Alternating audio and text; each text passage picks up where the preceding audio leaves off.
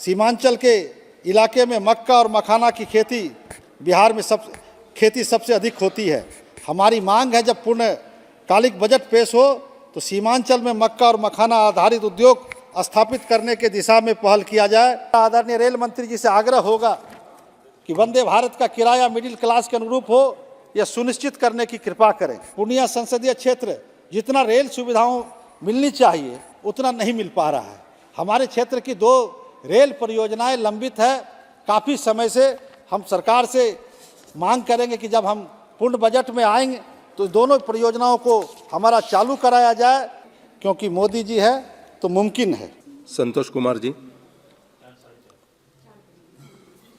सभापति महोदय, आपने मुझे माननीय वित्त मंत्री जी द्वारा वित्तीय वर्ष 2024-25 के लिए अंतरिम बजट में सदन में चर्चा के लिए अनुमति दी, इसके लिए आपको बहुत बहुत धन्यवाद। मैं अपनी पार्टी की तरफ से इस अंतरिम बजट का समर्थन करता हूं। सर्वप्रथम मैं माननीय प्रधानमंत्री जी का आभार प्रकट करता हूं कि हमारे गुदरी के लाल जननायक कर्पूरी ठाकुर जी को इस वर्ष भारत रत्न देने का काम किया है। यह मात्र आदर सम्मान और पुरस्कार नहीं है, बल्कि पूरे बिहार वासियों के लिए उनके सम्मानित नेता के प्रति सम्मान है। इसे बिहार के 14 करोड़ जनता गौरवान्वित महसूस कर रही है। यह पिछड़े, अति पिछड़े और कमज़ोर वर्गों के लोगों का सम्मान है। हमारे नेता माननीय मुख्यमंत्री नीतीश कुमार जी भी कर्पूरी ठाकुर जी के साथ काम किए हैं और उन्हीं के सिद्धांतों और वसूलों को आगे बढ़ाने का काम किए हैं। और जो आरक्षण उन्हीं की देन है। देश का पिछड़ा, अति पिछड़ा और शोषित समाज आज उनका ऋणी है। इसके साथ श्रद्धेय लाल कृष्ण आडवाणी जी को भी भारत रत्न मिला है। उनका सम्मान किसी पार्टी के कार्यकर्ता का सम्मान है। पुनः मोदी जी को इसके लिए हृदय से धन्यवाद देता हूँ। आज़ादी के बाद अब तक का लोकसभा आम चुनाव से पहले यह 7वां अंतरिम बजट पेश हुए हैं, जो असल में वोट ऑन अकाउंट होता है, लेकिन आने वाले चुनाव को लेकर धीरे धीरे लोक लुभावनी वाला अंतरिम बजट का रूप ले लिया था। मैं धन्यवाद देता हूं वित्त मंत्री जी को कि हम फिर से मूल रूप की ओर लौट रहे हैं। यह हिम्मत उन्होंने दिखाई है, क्योंकि मोदी जी है तो मुमकिन है। महोदय, 2014 में जब मोदी जी के नेतृत्व में एनडीए की सरकार आई, उसके पहले भारत को फ्रेजल 5 में रखा जाता था। इन 10 सालों में हमने जब टॉप 5 अर्थव्यवस्था बनाने का सफ़र तय किया है, यह बजट उसका प्रतिबिंब है। लोक लुभावनी नहीं, बल्कि यह देश की अर्थव्यवस्था को मजबूत करने के मार्ग पर यह बजट प्रशस्त है, जिसमें किसान, युवा, गरीब, महिलाओं को विशेष ध्यान में रखा गया है।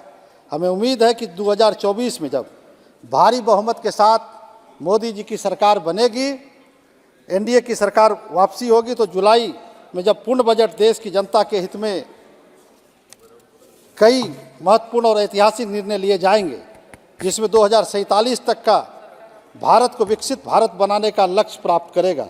यह हमारा आत्मविश्वास है। महोदय, अमृतकाल का यह दूसरा बजट है। मोदी जी के नेतृत्व में भारत अमृतकाल से कर्तव्य काल की ओर बढ़ रहा है। महोदय, मैं पूर्वी भारत के बिहार राज्य के सीमांचल और पूर्णिया संसदीय क्षेत्र से आता हूँ। दशकों तक कांग्रेस की सरकार जो केंद्र में रही, उसने बिहार को, विशेषकर सीमांचल और कोसी के इलाकों को पिछड़ा बनाए रखने का काम किया, जबकि कोसी और सीमांचल क्षेत्र में बाढ़ प्रभावित क्षेत्र रहा है। यहाँ के लोगों में गरीबी है, गुर्बत है।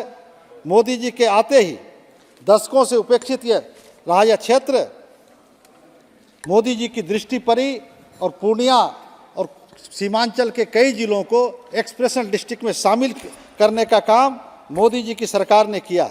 मुझे खुशी है इस बात की आदरणीय वित्त मंत्री जी ने अपने बजट भाषण में इस बात पर जोर दिया है कि पूर्वी और पूर्वोत्तर भारत को देश के विकास का इंजन बनाया जाएगा। मैं श्रीमान, सीमांचल के इलाके में मक्का और मखाना की खेती बिहार में खेती सबसे अधिक होती है।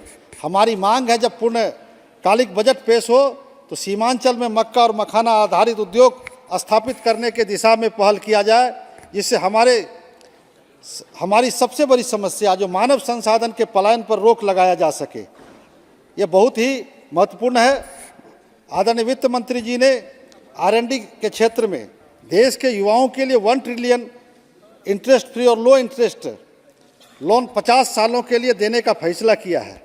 जब हम तीसरी बड़ी अर्थव्यवस्था बनने के लिए अग्रसर हैं तो R&D के क्षेत्र में इतना बड़ा इन्वेस्टमेंट गेम चेंजर होगा और इंटेलेक्चुअल प्रॉपर्टी ऑनरशिप का यह भी देश को लाभ मिलेगा।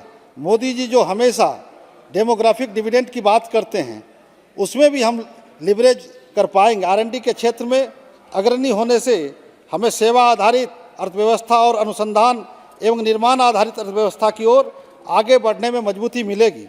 आदरणीय वित्त मंत्री जी ने 25,000 रुपये तक के छोटे डायरेक्ट टैक्स डिपॉजिट को खत्म करने का डिस्प्यूट को खत्म करने का निर्णय लिया, जो स्वागत योग्य फैसला है। इस फैसले से 1 करोड़ से अधिक लोगों को, खासकर जो सीनियर सिटीजन को राहत मिला है, जिसमें 10 साल तक के पुराने रिटर्न को लेकर जूझना पड़ रहा था। पिछले वित्तीय वर्ष में सरकार ने सबसे ज़्यादा ध्यान गरीब किसान और मजदूरों को देने का काम किया है। मनरेगा में वित्तीय वर्ष 23-24 में 60,000 करोड़ के एस्टिमेटेड बजट को बढ़ाकर 86,000 करोड़ बजट करने का काम किया गया है। वित्तीय घाटे को कम करते हुए भी वित्त मंत्री जी ने 23-24 में PM आवास योजना में 54,000 करोड़ से बढ़ाकर 80,671 करोड़ खर्च किए हैं। जब प्रधानमंत्री जी ने फरवरी 21 में नैनो लिक्विड यूरिया पर जोर दिया, तब से आयात होने वाले केमिकल यूरिया का डिमांड घटा है और नैनो लिक्विड यूरिया देश के अंदर ही प्रोडक्शन बढ़ा है। इस कारण वित्तीय वर्ष 2024 और 25 के लिए भी हम यूरिया का सब्सिडी कम कर पाए हैं। इससे देश के विदेशी मुद्रा भी बड़ी मात्रा में बचेगा। हमें इस बात पर भी हर्ष है कि PM कल्याण योजना के तहत 80 करोड़ गरीब परिवारों को मुफ्त राशन अगले 5 साल दिए जाने के लिए बढ़ाया गया है। यह सरकार पर कोई वित्तीय बोझ नहीं बढ़ेगा, क्योंकि सरकार यह अनाज अपने बफर स्टॉक से दे रही है। ये 80 करोड़ गरीब परिवार अपने इस बचत का खर्च शिक्षा और अन्य स्वास्थ्य और अन्य कर पाएंगे। लोहिया जी ने अंत्योदय कल्याण की बात की थी, यही अंत्योदय सरकार की, यह आदरणीय प्रधानमंत्री जी की प्राथमिकता है।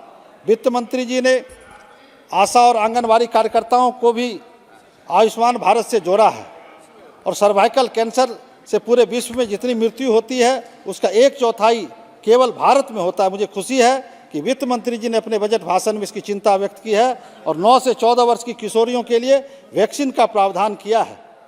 आदरणीय प्रधानमंत्री जी ने 3 करोड़ लखपति दीदी का सरकार लक्ष्य रखा है कि 3 करोड़ लखपति दीदी हम बनाएंगे सेल्फ हेल्प ग्रुप की आजीविका की दीदियों को। इसके लिए बिहार में पहले से काम बिहार के माननीय मुख्यमंत्री जी ने जीविका के माध्यम से नारी सशक्तिकरण को मजबूत करने का काम पूर्व से करते आए हैं और केंद्र की सरकार ने, आज मोदी जी की सरकार ने 3 करोड़ महिलाओं को, हमारी माँ बहनों को सशक्त करने के लिए लखपति दीदी बनाने का योजना रखा है। यह फ्लेक्सिबल इंक्लूजन और नारी सशक्तिकरण का मजबूत कदम है। माननीय वित्त मंत्री जी ने PM आवास के तहत 2 करोड़ पक्के मकान का फैसला लिया है और 1 करोड़ घरों में PM सूर्योदय सोलर ऊर्जा से आच्छादित किया जाएगा। यह सराहनीय कदम है।